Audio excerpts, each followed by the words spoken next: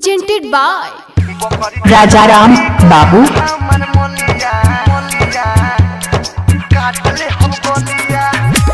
मिश्री चक।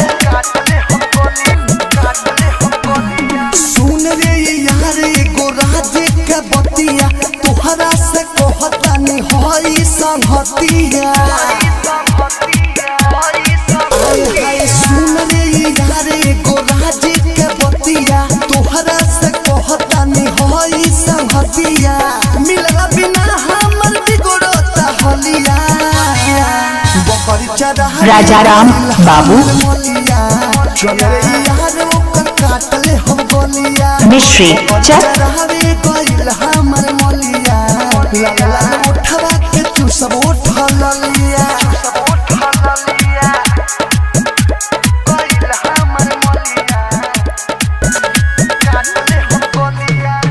बड़ी रूबो तरलसिया मिले आई बनो कलसिया।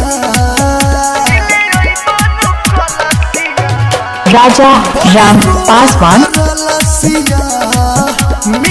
मिश्री चक। भाइयों को जाए ना दिला ओकरा गोलिया। बकरी चढ़ावे गइल हमर मोलिया। चल रे यार ओकर काटले हम गोलिया। बकरी चढ़ावे गइल हमर मोलिया। लला उठवा के तू सब उठल लिया।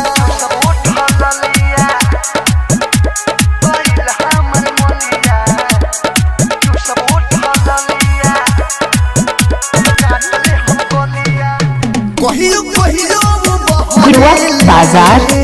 मिल खाती वो हरेले। कहियो कहियो वो हरेले मिल खाती वो हरेले। यादो विदेशी मोरेले पगलिया।